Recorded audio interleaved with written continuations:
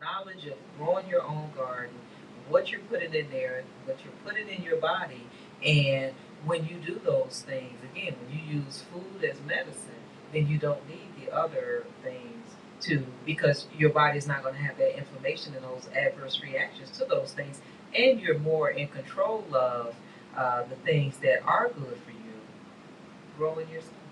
And the thing is, too, a lot of kids, when you first start talking to them, one thing that always resonates is that type 2 diabetes had to be changed in the name because it used to be called adult onset diabetes. And because of all these kids getting so sick, Wow. they had to literally change the name of the entire disease to reflect that it was no longer something that if you were older and you'd been eating like crap for a while in your life, now you got diabetes. No, kids are getting it. Yeah. Kids are getting it. Like children, Wow. little children are having all these chronic diseases, these autoimmune issues and things like that. And you look at even like a gluten intolerance, right? How many people 20 years ago did you ever hear about it? Yeah. Oh, yeah. And if you know how they harvest wheat that's not organic, they're literally just spraying it with Roundup so that it can be harvested easily. And then the interesting thing too that you bring up as I listen to you talk is when you get diabetes and a doctor or someone tells you that you have this, how much time do people take to actually go and understand what that means? What's What diabetes? their diet, how What their the diet affects history? it. What first of all, just the history of what is diabetes? You know, and then taking that to like you're saying, then now, okay, now how does that impact what I've been doing for myself? Because I think that that is so interesting. I remember years ago, I had a fibroid tumor, and I was in the hospital, and I asked the doctor, I said, well, why did I get this? How did I get this? And they were just so dismissive of like, oh, just black women get it.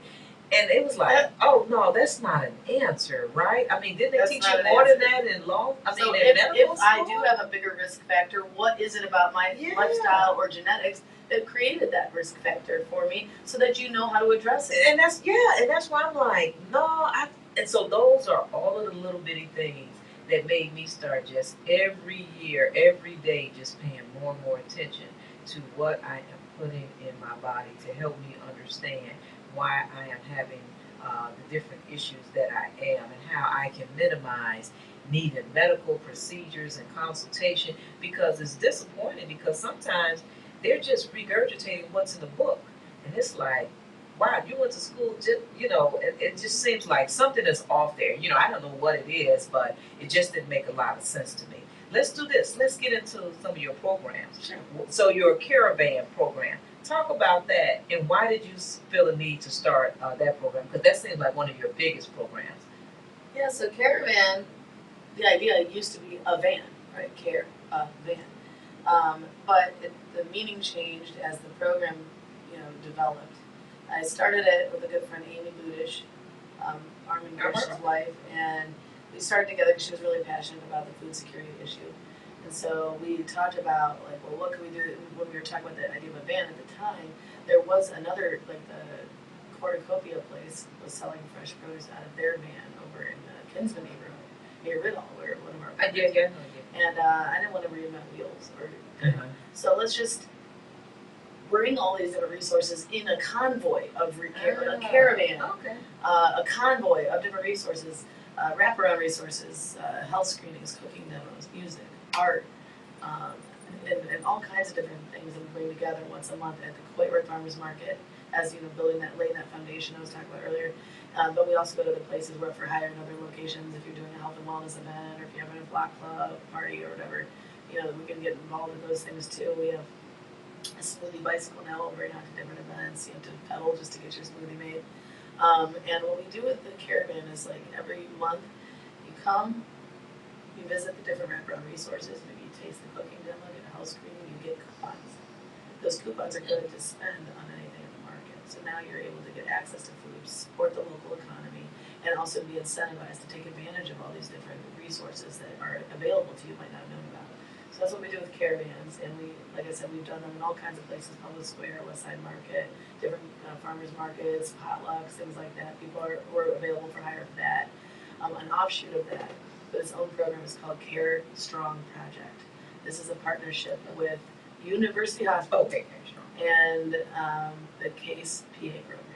And they bring clinical students out to offer health screenings and discuss how food is medicine and how diet and lifestyle directly connects to your health outcomes. And then seeing that blood pressure check in live time gives people that kind of sometimes the momentum they need to make those changes. Like, whoa, I really have high blood pressure. I'm not invincible. I think I need to start thinking more about how I'm treating my body now. And we build these relationships and we build trust on all sides. So for very good reason, a lot of people of color have very low trust in healthcare. Mm-hmm. I understand. Why Mm-hmm. would Why would you trust? Mm-hmm. If you look at the history and how things have gone on, and the thing is, it's really important to have a primary care provider, one that you trust, Mm-hmm. someone that can build a relationship with you, so you don't rely on emergency services. Yes.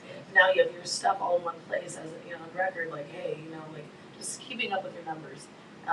Hopefully, not needing other Right. interventions because you kind of were on it early, especially if you have risk factors, right? So building this trust between the students and the healthcare professionals and then our clients. Now they're going to be more likely to go and pursue that primary care physician, which we help connect people to. Okay. Those students now are going to be able to go in their careers. They're going to have a much better understanding Yes. of Yes. the people that they're Yes. serving, the conditions these people are coming from, and they're going to be more likely to be like, you know what? I see you need some food. Let's talk about how you're going to get that fresh food. Because I acknowledge now it's not just taken for granted that you can just get this stuff that I'm telling you to eat, right? Or do the things that if you're in a community that's unsafe to even take a jog, I understand there might be some barriers to your health and wellness. Let's talk about what we can do to bridge those gaps for you. So you're gonna have a better understanding. Because I feel a lot of the inequities in healthcare have stemmed from that lack of understanding. Oh, you don't eat healthy? What, you just lazy? You just don't care? No, Right. there's a lot of other stuff that goes into that.